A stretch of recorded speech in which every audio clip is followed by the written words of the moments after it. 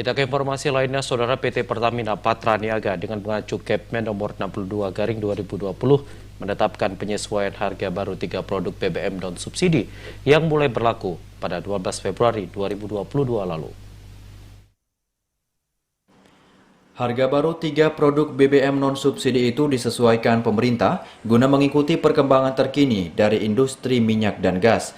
Pejabat sementara Sekretaris Perusahaan Pertamina Patraniaga Irto Ginting mengatakan, harga minyak mentah Indonesia per Januari 2022 telah mencapai $85 Amerika Serikat per barel atau naik sekitar 17% dari indeks bulan sebelumnya. Kenaikan harga yang signifikan inilah Pertamina mengambil sikap menyesuaikan harga BBM non-subsidi.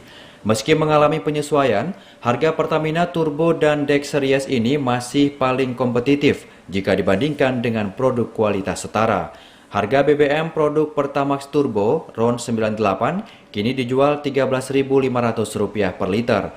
Pertamina Dex CN53 menjadi Rp13.200 per liter dan Dex Lite CN51 menjadi Rp12.150 per liter. Untuk DKI Jakarta atau daerah dengan besaran pajak bahan bakar kendaraan bermotor PBBKB 5%. Sebagaimana diketahui sebelumnya, menurut Irto Ginting, harga Pertamax Turbo dijual Rp12.000 per liter, Pertamina Dex Rp11.050 per liter, dan Dex Lite pada harga Rp9.500 per liter. Sedangkan untuk BBM subsidi lainnya berupa Pertamax dan Pertalite tidak mengalami penyesuaian harga. Dari Banda Aceh, Fajariana, TVRI melaporkan.